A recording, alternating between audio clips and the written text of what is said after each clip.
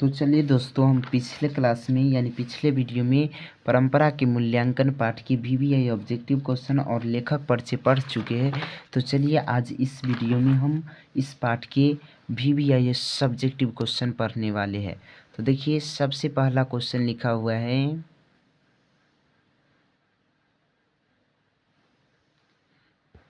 रुक जाइए, ठीक करने दीजिए। ठीक है, तो देखिए लिखा हुआ है परंपरा का ज्ञान। देखिए लिखा हुआ है परंपरा का ज्ञान किसके लिए सबसे ज़्यादा आवश्यक है और क्यों।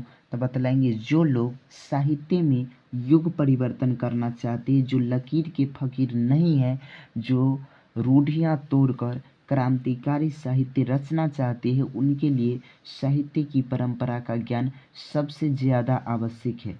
क्योंकि साहित्य की परंपरा के ज्ञान से ही प्रगतिशील साहित्य का निर्माण किया जा सकता है। यानी देखिए क्वेश्चन लिखा हुआ है, समझ लीजिए फिर से, परंपरा का ज्ञान किसके लिए सबसे ज़्यादा आवश्यक है। जो लोग साहित्य में युग परिवर्तन करना चाहते हैं, साहित्य मतलब जो भी रचना किया जाता है उसमें युग परिवर्तन करना चाहते हैं, या जो लकीर के फकीर नहीं है, जो रूढ़ियाँ तोड़कर क्रांतिकारी साहित्य रचना चाहते हो, यानी वैसा रचना करना चाहते जिससे क्रांति फैले। तो बतलाएंगे कि ऐसे उनके लिए मतलब जो लोग साहित्य में युग परिवर्तन करना चाहते हैं, जो लकीर के फकीर नहीं है, रूढ़ियाँ तोड़कर क्रांतिकारी साहित्य रचना चाहते हैं, उनके लिए साहित्य की परंपरा का ज्ञान सबसे ज़्यादा आवश्यक है। क्योंकि साहित्य की परंपरा के ज्ञान से ही प्रगतिशील साहित्य का निर्माण किया जा सकता है। अगला क्वेश्चन देखिए, 2 नंबर है, बहुजातीय राष्ट्र की हैसियत से कोई भी देश भारत का मुकाबला नहीं कर सकता, क्यों। तो बतलाएंगे कोई भी देश बहुजातीय राष्ट्र के तौर पर भारत का मुकाबला नहीं कर सकता है, क्योंकि भारत में विभिन्न जातियाँ, धर्म, भाषाएं और संस्कृति शामिल है, इतनी गहरी और अद्वितीय है कि अन्य देश में इसका अभाव है। अतः कह सकते हैं कि वे भारत का मुकाबला नहीं कर सकते। यानी देखिए, ये यहाँ पर भारत एक ऐसा देश है जहाँ पर प्रत्येक मतलब हर एक जाति के लोग, हर एक धर्म और हर एक भाषा और अलग अलग संस्कृति के साथ अपना अपना देश मतलब भारत में लोग रहते हैं, बिना किसी से भेदभाव किए हुए। समझ में आ गया। इसीलिए कहेंगे कि इसीलिए कह सकते हैं कि देश में मतलब अपने देश के अलावा ये सब दूसरी देश में इसका अभाव है। क्या है, क्योंकि अलग अलग भारत में अलग अलग धर्म, अलग अलग जाति और अलग अलग भाषाएं के लोग एक साथ मिल कर के रहते हैं। ठीक है, तो इसीलिए कहेंगे कि इसका मुकाबला भारत से कोई अन्य देश नहीं कर सकता है। ठीक है, अगला क्वेश्चन देखिए लिखा हुआ है, राजनीतिक मूल्य से साहित्य के मूल्य अधिक अस्थायी है, कैसे होते हैं। अगला को आगे लिखा हुआ है, परंपरा का मूल्यांकन शीर्षक पाठ के अनुसार उत्तर दे। यानी ये जो पाठ हम पढ़े उस पाठ के अनुसार उत्तर देना है। तो हम बतलाइए साहित्य के मूल्य राजनीति के मूल्य से अधिक अस्थायी है, क्योंकि साहित्य मानव स्वभाव की गहराई, संवेदनशीलता और मानवता को दर्शाता है।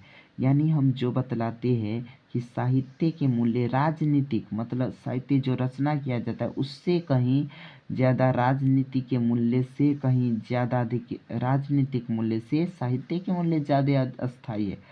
कहेंगे क्यों, तो कहेंगे साहित्य मानव स्वभाव की गहराई, संवेदनशीलता और मानवता को दर्शाता है, जो समय के साथ नहीं बदलते हैं।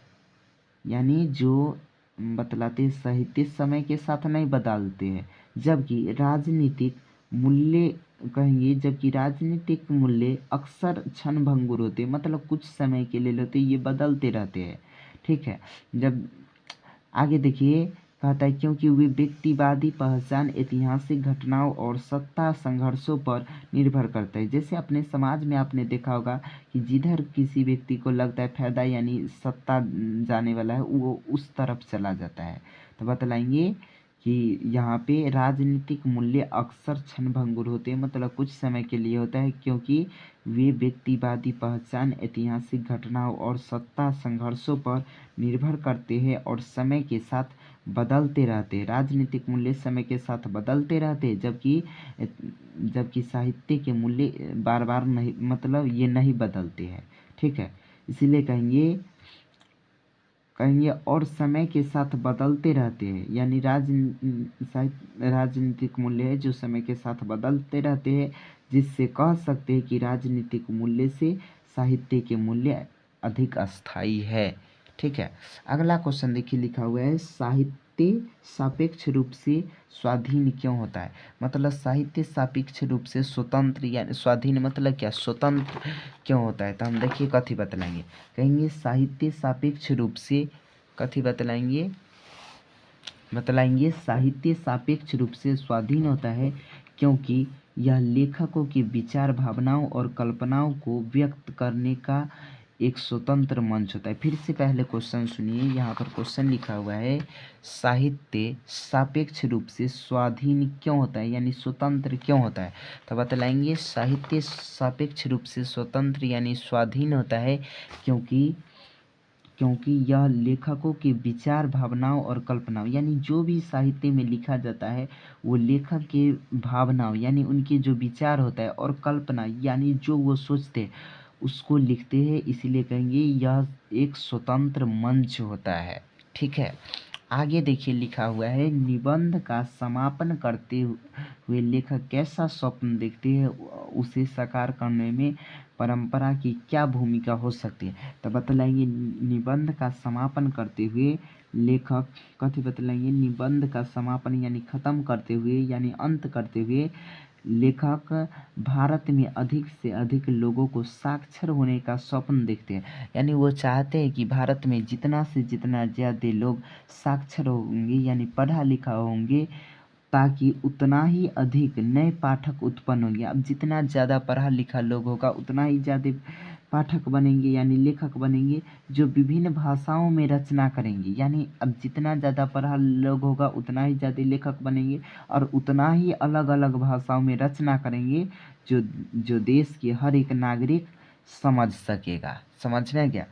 तो चलिए आज के लिए बस इतना, तो ये आपको समझ में आ गया ना कि लेखक निबंध को समापन करते हुए कैसा सपन देखते हैं कि पूरे मतलब भारत के प्रत्येक व्यक्ति क्या हो, साक्षर हो, पढ़ा लिखा हो, जिससे अधिक से अधिक पाठक उत्पन्न होंगे मतलब बनेंगे और जिससे हर एक भाषा में रचना करेंगे जो हर एक नागरिक भारत के समझ सकेगा।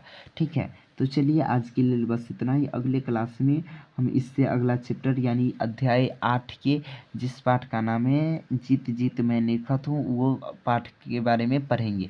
लेकिन आप इस वीडियो से पहले का वीडियो नहीं देखे तो जा कर के हमारा प्रत्येक वीडियो जा कर के देख लीजिए हिंदी में। इस जो वीडियो देख लीजिएगा शायद ही आपको याद अगर हो जाएगा तो एक भी क्वेश्चन नहीं छूटेगा। ठीक है, चलिए उम्मीद करते हैं आपको समझ आता होगा।